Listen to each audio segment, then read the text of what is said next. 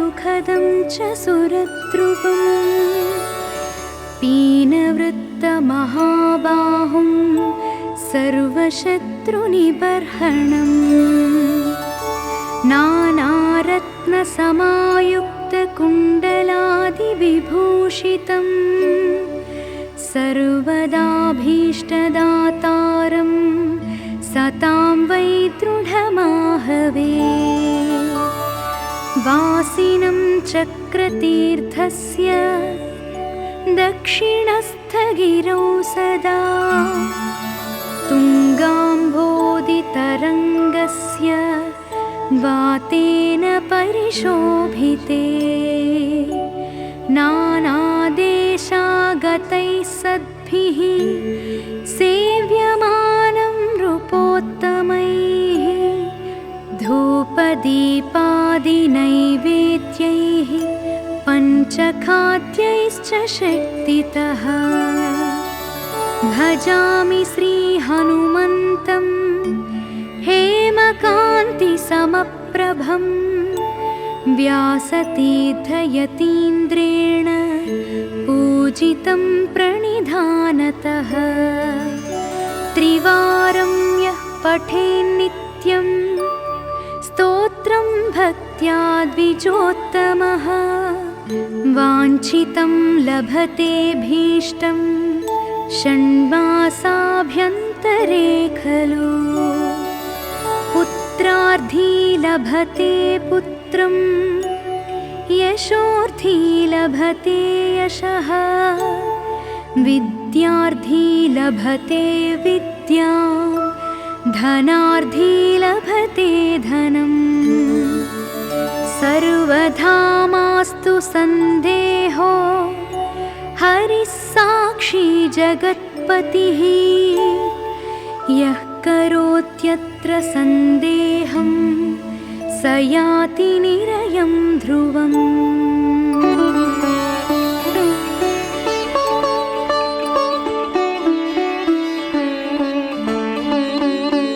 नमामि दूतं रामस्य सुखदं च सुरद्रुवम् पीनवृत्तमहाबाहुं सर्वशत्रुनिबर्हणम्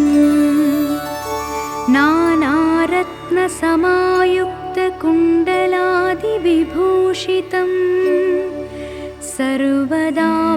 सर्वदाभीष्टदातारं सतां वै दृढमाहवे वासिनं चक्रतीर्थस्य दक्षिणस्थगिरौ सदा तुङ्गाम्भोदितरङ्गस्य वातेन परिशोभिते नानादेशागतैः सद्भिः सेव्यमानं नृपोत्तमैः धूपदीपादिनैवेद्यैः पञ्चखाद्यैश्च शक्तितः भजामि श्रीहनुमन्तं हेमकान्तिसमप्रभं व्यासतीर्थयतीन्द्रेण पूजितं प्रणिधानतः त्रिवारं यः पठेन्नित्यं स्तोत्रं भक्त्या द्विजोत्तमः वाञ्छितं लभते भीष्टं षण्मासाभ्यन्तरे खलु पुत्रार्थी लभते पुत्रं यशोर्थी लभते यशः विद्यार्थी लभते विद्यां धनार्थी लभते धनम् सर्वधा मास्तु सन्देहो हरिः साक्षी जगत्पतिः यः करोत्यत्र सन्देहं स याति निरयं ध्रुवम्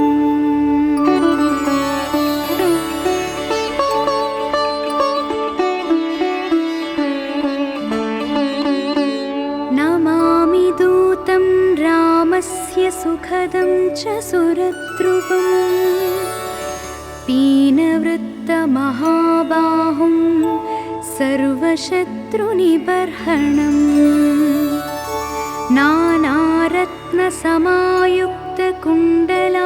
नानारत्नसमायुक्तकुण्डलादिविभूषितं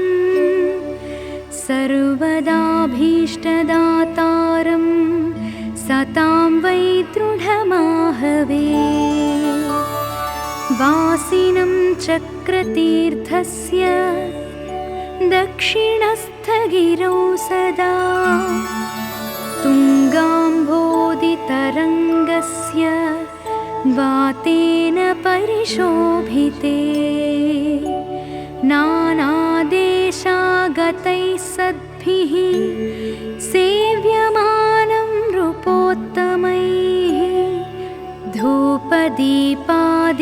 धूपदीपादिनैवेद्यैः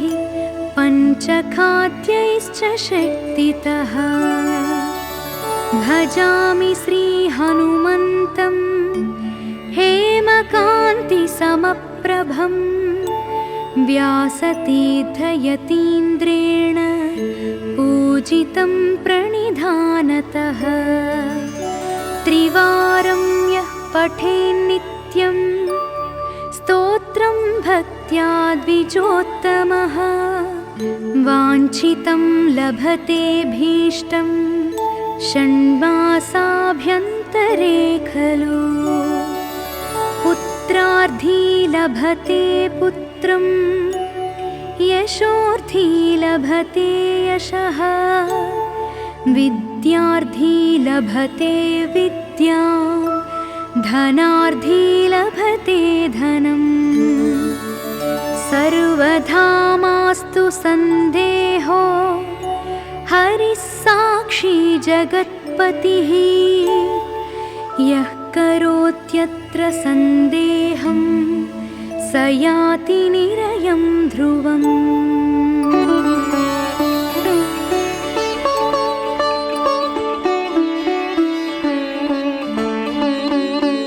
नमामि दूतं रामस्य सुखदं च सुरद्रुवम्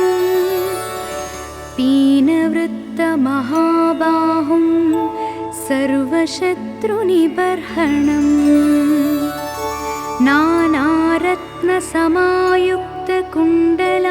नानारत्नसमायुक्तकुण्डलादिविभूषितं सर्वदाभीष्टदातारं सतां वै दृढमाहवे वासिनं चक्रतीर्थस्य दक्षिणस्थगिरौ सदा तुङ्गाम्भोदितरङ्गस्य वातेन परिशोभिते नानादेशागतैः सद्भिः सेव्यमानं नृपोत्तमैः धूपदीपादिनैवेद्यैः पञ्चखाद्यैश्च शक्तितः भजामि श्रीहनुमन्तं हेमकान्तिसमप्रभं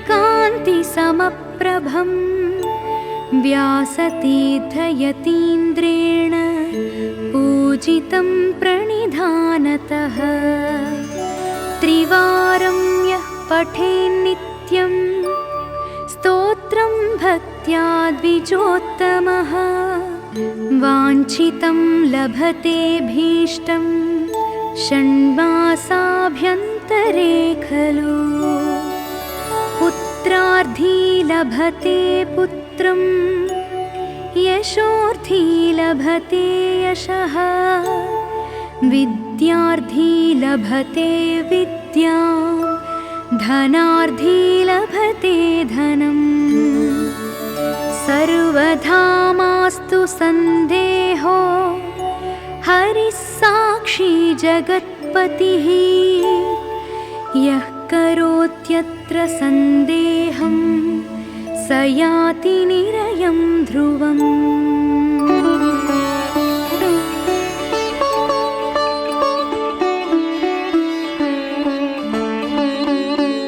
नमामि दूतं रामस्य सुखदं च सुरद्रुवम् पीनवृत्तमहाबाहुं सर्वशत्रुनिबर्हणम्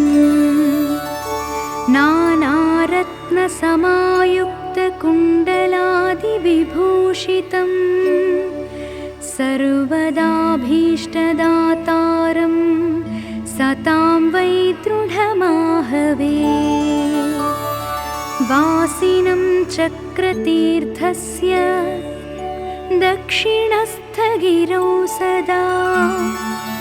तुङ्गाम्भोदितरङ्गस्य वातेन परिशोभिते नानादेशागतैः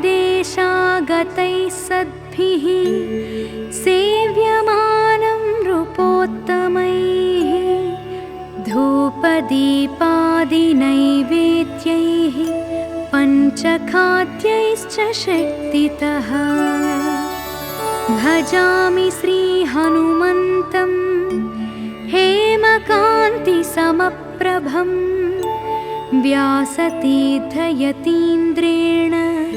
पूजितं प्रणिधानतः त्रिवारं यः पठेन्नित्यं स्तोत्रं भक्त्या द्विजोत्तमः वाञ्छितं लभते भीष्टं षण्मासाभ्यन्तरे खलु पुत्रार्थी लभते पुत्रं यशोर्थी लभते यशः विद्यार्थी लभते विद्यां धनार्थी लभते धनम् सर्वधा मास्तु सन्देहो हरिः साक्षी जगत्पतिः यः करोत्यत्र सन्देहं स याति निरयं ध्रुवम्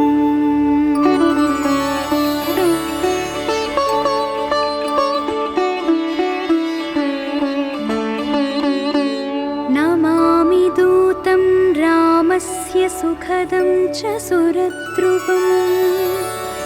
पीनवृत्तमहाबाहुं सर्वशत्रुनिबर्हणम्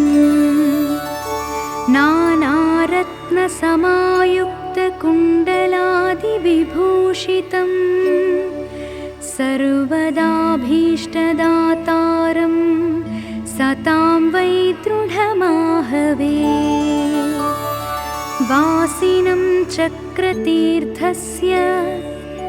दक्षिणस्थगिरौ सदा तुङ्गाम्भोदितरङ्गस्य वातेन परिशोभिते नानादेशागतैः सद्भिः सेव्यमानं नृपोत्तमैः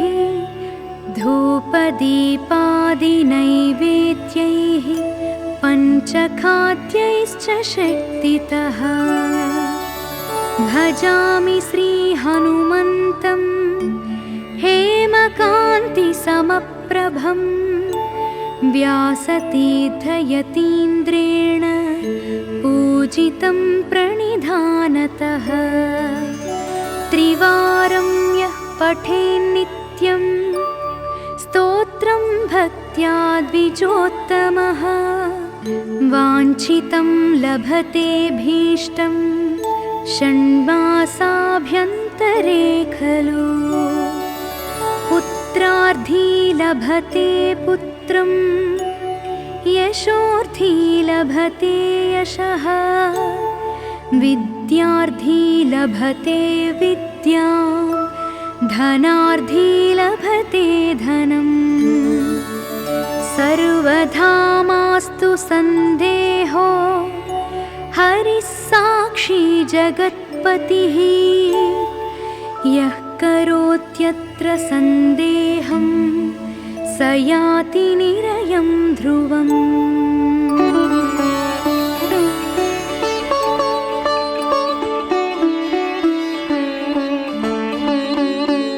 नमामि दूतं रामस्य सुखदं च सुरद्रुवम् पीनवृत्तमहाबाहुं सर्वशत्रुनिबर्हणम्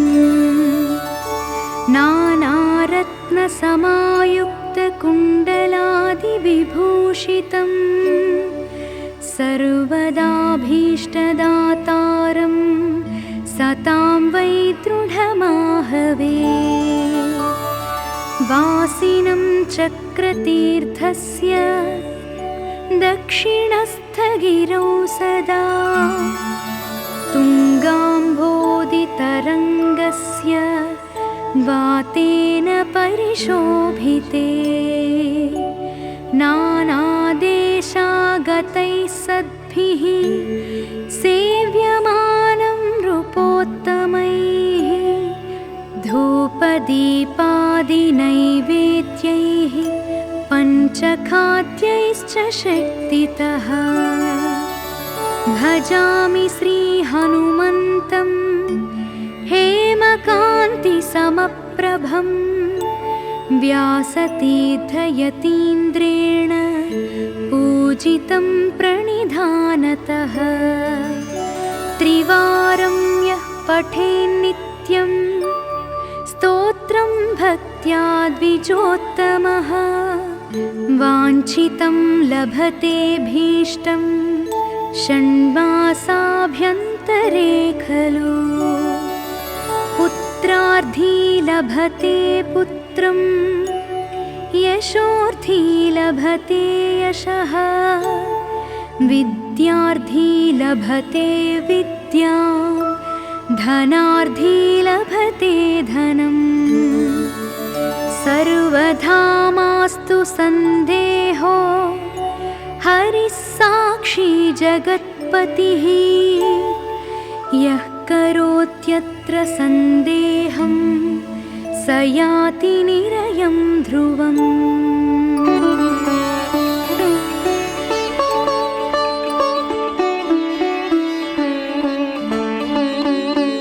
नमामि दूतं रामस्य सुखदं च सुरद्रुवम् पीनवृत्तमहाबाहुं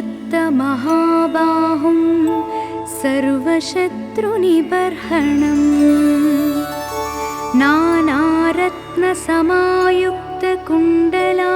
नानारत्नसमायुक्तकुण्डलादिविभूषितं सर्वदाभीष्टदातारं सतां वै दृढमाहवे वासिनं चक्रतीर्थस्य दक्षिणस्थगिरौ सदा तुङ्गाम्भोदितरङ्गस्य वातेन परिशोभिते नानादेशागतैः सद्भिः सेव्यमानं नृपोत्तमैः धूपदीपादिनैवेद्यैः पञ्चखाद्यैश्च शक्तितः भजामि श्रीहनुमन्तं हेमकान्तिसमप्रभं व्यासतीर्थयतीन्द्रेण पूजितं प्रणिधानतः त्रिवारं यः पठेन्नित्यं स्तोत्रं भक्त्या द्विजोत्तमः वाञ्छितं लभते भीष्टं षण्मासाभ्यन्तरे खलु पुत्रार्थी लभते पुत्रं यशोर्थी लभते यशः विद्यार्थी लभते विद्यां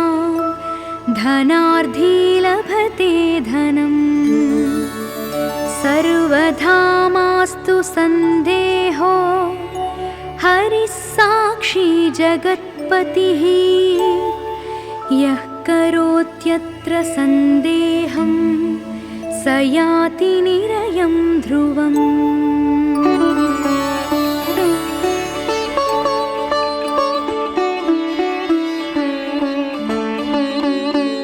नमामि दूतं रामस्य सुखदं च सुरद्रुवम्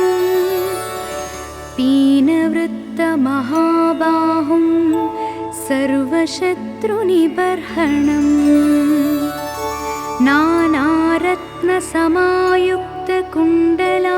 नानारत्नसमायुक्तकुण्डलादिविभूषितं सर्वदाभीष्टदातारं सतां वै दृढमाहवे वासिनं चक्रतीर्थस्य दक्षिणस्थगिरौ सदा तुङ्गाम्भोदितरङ्गस्य वातेन परिशोभिते नानादेशागतैः सद्भिः सेव्यमानं नृपोत्तमैः धूपदीपादिनैवेद्यैः पञ्चखाद्यैश्च शक्तितः भजामि श्रीहनुमन्तं हेमकान्तिसमप्रभं व्यासतीर्थयतीन्द्रेण पूजितं प्रणिधानतः त्रिवारं यः पठेन्नित्यं स्तोत्रं भक्त्या द्विजोत्तमः वाञ्छितं लभतेऽभीष्टं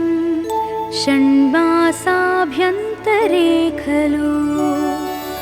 पुत्रार्थी लभते पुत्रं यशोर्थी लभते यशः विद्यार्थी लभते विद्यां धनार्थी लभते धनम् सर्वधा मास्तु सन्देहो हरिः साक्षी जगत्पतिः यः करोत्यत्र सन्देहं स याति निरयं ध्रुवम्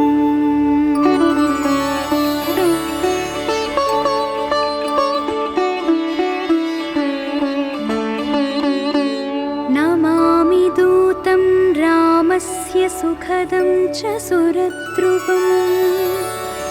पीनवृत्तमहाबाहुं सर्वशत्रुनिबर्हणम्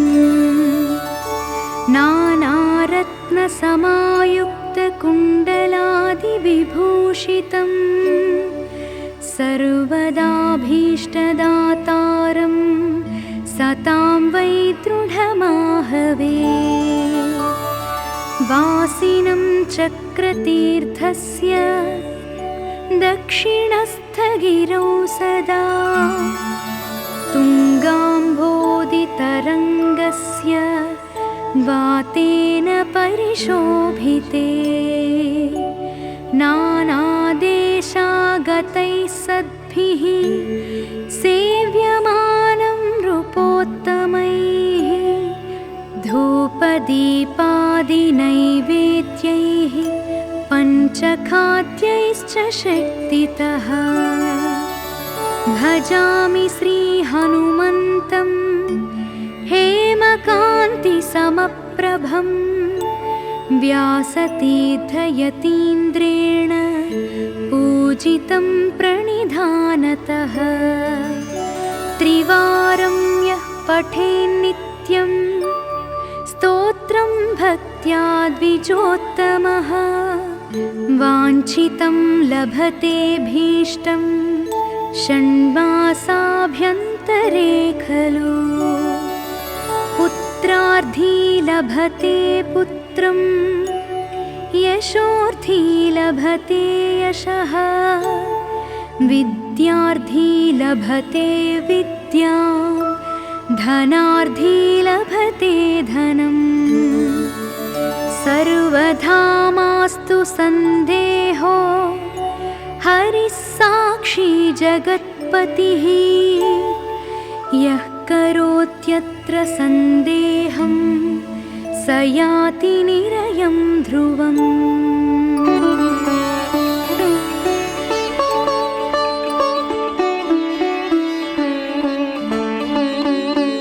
नमामि दूतं रामस्य सुखदं च सुरद्रुवम् पीनवृत्तमहाबाहुं सर्वशत्रुनिबर्हणम् नानारत्नसमायुक्तकुण्डलादिविभूषितं सर्वदाभीष्टदातारं सतां वै दृढमाहवे। वासिनं चक्रतीर्थस्य दक्षिणस्थगिरौ सदा तुङ्गाम्भोदितरङ्गस्य वातेन परिशोभिते। नानादेशागतैः सद्भिः सेव्यमानं नृपोत्तमैः धूपदीपादिनैवेद्यैः पञ्चखाद्यैश्च शक्तितः। भजामि श्रीहनुमन्तं हेमकान्तिसमप्रभं व्यासतीर्थयतीन्द्रेण पूजितं प्रणिधानतः। त्रिवारं यः पठेन्नित्यं स्तोत्रं भक्त्या द्विजोत्तमः वाञ्छितं लभते भीष्टं षण्मासाभ्यन्तरे खलु। पुत्रार्थी लभते पुत्रं यशोर्थी लभते यशः विद्यार्थी लभते विद्यां धनार्थी लभते धनम्। सर्वधा मास्तु सन्देहो हरिः साक्षी जगत्पतिः यः करोत्यत्र सन्देहं स याति निरयं ध्रुवम्।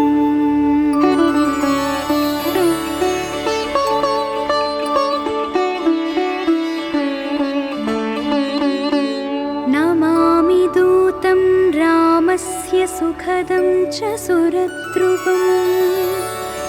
पीनवृत्तमहाबाहुं सर्वशत्रुनिबर्हणम्। नानारत्नसमायुक्तकुण्डलादिविभूषितं सर्वदाभीष्टदातारं सतां वै दृढमाहवे। वासिनं चक्रतीर्थस्य दक्षिणस्थगिरौ सदा तुङ्गाम्भोदितरङ्गस्य वातेन परिशोभिते। नानादेशागतैः सद्भिः सेव्यमानं नृपोत्तमैः धूपदीपादिनैवेद्यैः पञ्चखाद्यैश्च शक्तितः। भजामि श्रीहनुमन्तं हेमकान्तिसमप्रभं व्यासतीर्थयतीन्द्रेण पूजितं प्रणिधानतः। त्रिवारं यः पठेन्नित्यं स्तोत्रं भक्त्या द्विजोत्तमः वाञ्छितं लभते भीष्टं षण्मासाभ्यन्तरे खलु। पुत्रार्थी लभते पुत्रं यशोर्थी लभते यशः विद्यार्थी लभते विद्यां धनार्थी लभते धनम्। सर्वधा मास्तु सन्देहो हरिः साक्षी जगत्पतिः यः करोत्यत्र सन्देहं स याति निरयं ध्रुवम्।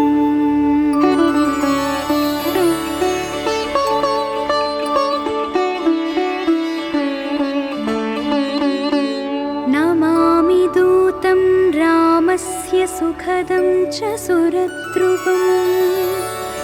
पीनवृत्तमहाबाहुं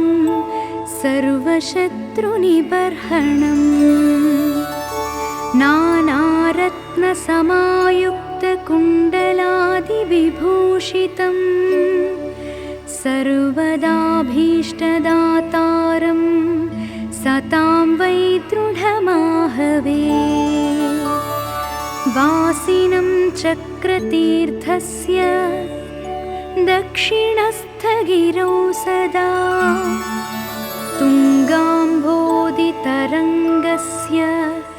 वातेन परिशोभिते। नानादेशागतैः सद्भिः सेव्यमानं नृपोत्तमैः धूपदीपादिनैवेद्यैः पञ्चखाद्यैश्च शक्तितः। भजामि श्रीहनुमन्तं हेमकान्तिसमप्रभं व्यासतीर्थयतीन्द्रेण पूजितं प्रणिधानतः। त्रिवारं यः पठेन्नित्यं स्तोत्रं भक्त्या द्विजोत्तमः वाञ्छितं लभते भीष्टं षण्मासाभ्यन्तरे खलु। पुत्रार्थी लभते पुत्रं यशोर्थी लभते यशः विद्यार्थी लभते विद्यां धनार्थी लभते धनम्। सर्वधा मास्तु सन्देहो हरिः साक्षी जगत्पतिः यः करोत्यत्र सन्देहं स याति निरयं ध्रुवम्।